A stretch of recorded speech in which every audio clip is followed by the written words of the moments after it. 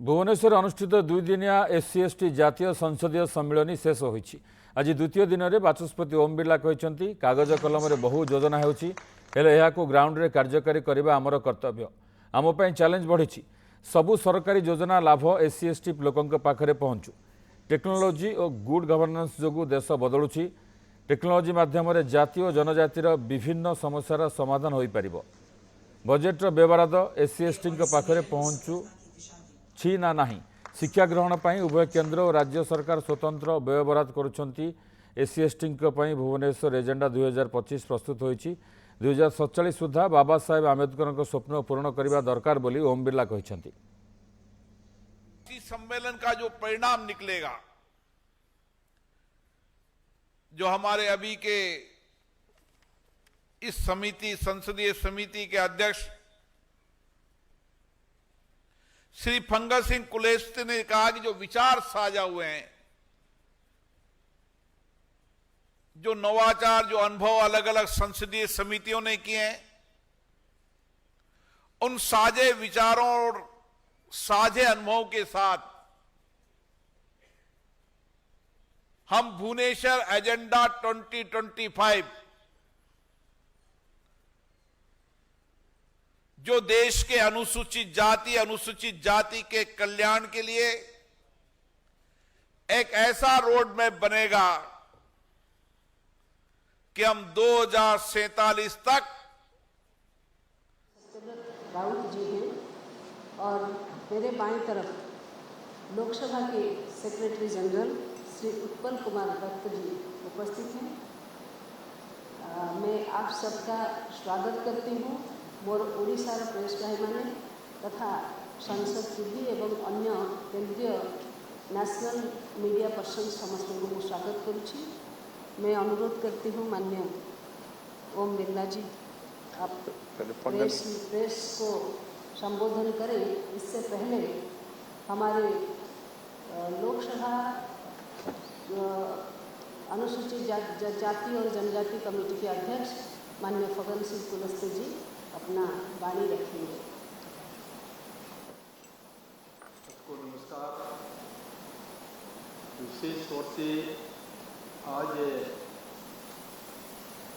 29 और 30 ये 2 दिनों का ये जो नेशनल कॉन्फ्रेंस अनुसूचित जाति और जनजातियों का कल्याण संबंधी समिति है, उसका ये जो नेशनल कॉन्फ्रेंस हुआ उड़ीसा में भुवनेश्वर, और इसमें हमारे लोकसभा के स्पीकर आदरणीय बिरला जी की उनकी पूरी अनुमति और उनके आदेश से पूरा कार्यक्रम में आज विधिवत संपन्न हुआ है।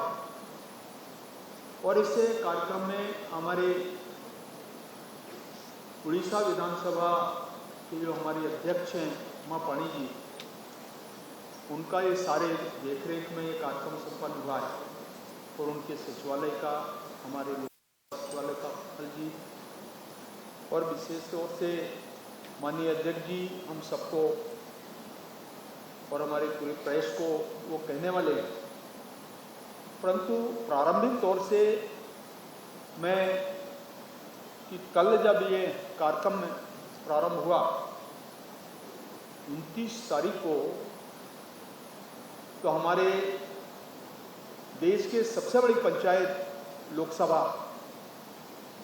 और इस लोकसभा के अध्यक्ष के द्वारा इस कार्यक्रम की शुरुआत हुई। और इस कार्यक्रम में उड़ीसा प्रदेश के हमारे माननीय मुख्यमंत्री हमारे अजी जी कल उपस्थित थे, उनका भी मार्गदर्शन प्राप्त हुआ। हमारे राज्यसभा के उपसभापति कल पूरे समय हमारे से कार्यक्रम में थे।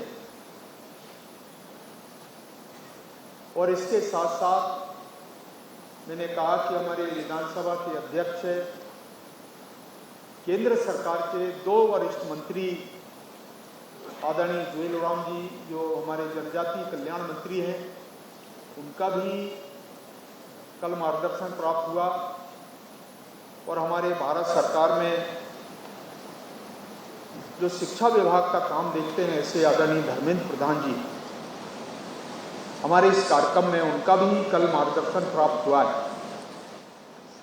और मैं ये कह सकता हूं कि देश के लिए हम दिल्ली से बाहर निकल करके पहली बार अनुसूचित जनजाति और जातियों के बारे में,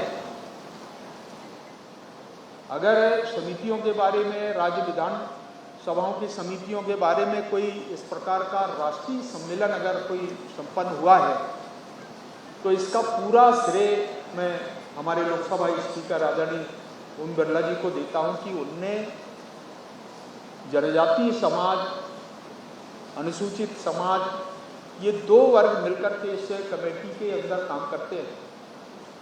कुछ राज्यों में दोनों कमेटियां एक साथ काम करती हैं। कुछ राज्य ऐसे हैं जहां पर अनुसूचित जनजाति की कमेटियां हैं और जनजाति के साथ साथ अनुसूचित जाति, ये दो अलग अलग समितियां हैं। कुछ राज्यों में संयुक्त रूप से काम करती हैं। थोड़े कुछ राज्य अपवाद स्वरूप है, कुछ राज्य रह गए हैं जहां पर एसटी, एससी और ओबीसी, तो ये संयुक्त रूप से सामाजिक न्याय की रिधि में तीनों जो समाज के लोग हैं वो आते हैं। और ऐसे कुछ राज्यों में अपवाद स्वरूप एक आध दो राज्य होंगे जहां पर इस प्रकार की समितियां हैं। परंतु एक अच्छी प्रसन्नता का विषय ये है, इन 2 दिनों में कल से आज तक 19 राज्यों के लोग और एक यूटी हमारा दिल्ली, जिसमें 20 राज्यों के लोग